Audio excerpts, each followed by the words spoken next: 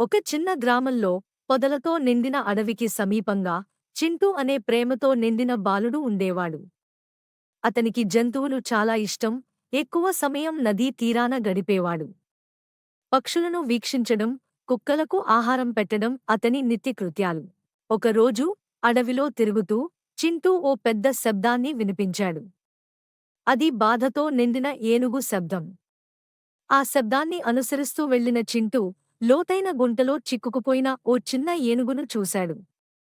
ఏనుగుకి భయంతో కళ్ళు నిండిపోయాయి. అది బయటకు రావడానికి ప్రయత్నిస్తున్నా మళ్లీ మళ్లీ జారిపోతూ పోతుండేది. చింటూ ఏనుగును చూసి హృదయం తడిసిపోయింది.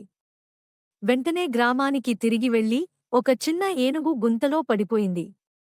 మనం దానిని కాపాడాలి అని గ్రామస్తులను కోరాడు. కాని వారు భయపడ్డారు. అడవి ఏనుగును సమీపించడం ప్రమాదకరం అని వారు హెచ్చరించారు.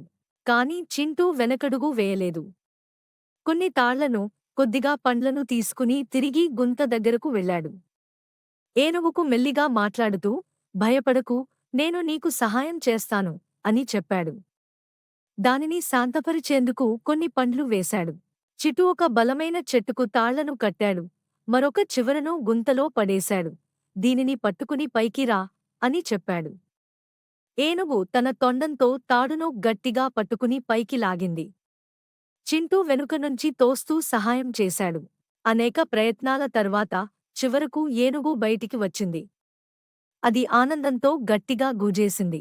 కృతజ్ఞతగా తన తొండంతో చింటూను మృదువుగా తాకింది. ఆ రోజు నుండి ఏనుగు మరియు చింటూ మంచి మిత్రులు అయ్యారు.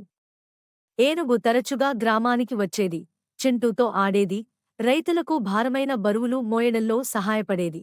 చింటూ నిరూపించాడు, మంచి మనసు మరియు ధైర్యం కలిగితే ఓ చిన్న బాలుడు కూడా ఓ మహా శక్తివంతమైన ఏనుగుతో బలమైన మిత్రత్వాన్ని నిర్మించగలడు.